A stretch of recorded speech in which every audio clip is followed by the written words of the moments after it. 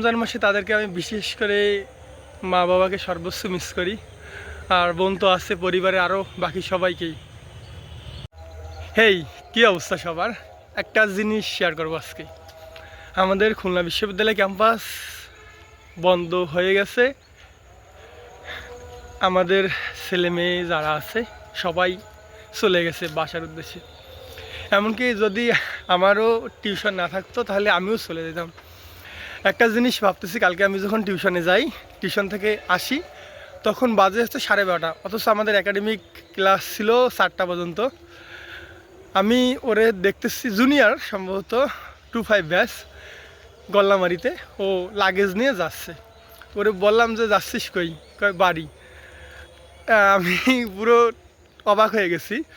সে অবাক হওয়ার পিছনে কারণ আছে কি, আমাদের বন্ধ দেওয়ার পর দিনেই ছেলেমেয়েরা সবাই চলে যায়। কি আর করার, আমাদের যে প্রেশারে রাখে আমাদের বিশ্ববিদ্যালয়ে, তো চলে যাওয়ারই কথা। আমারও সময় আসতেছে 27শে রমজান, ইনশাল্লাহ বাসায় যাব, বাবা মায়ের সঙ্গে ঈদ করব।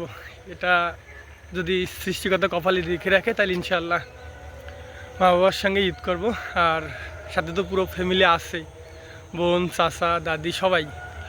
আর এই রমজান মাসে তাদেরকে আমি বিশেষ করে মা বাবাকে সর্বোচ্চ মিস করি। আর বোন তো আছে, পরিবারে আরও বাকি সবাইকেই।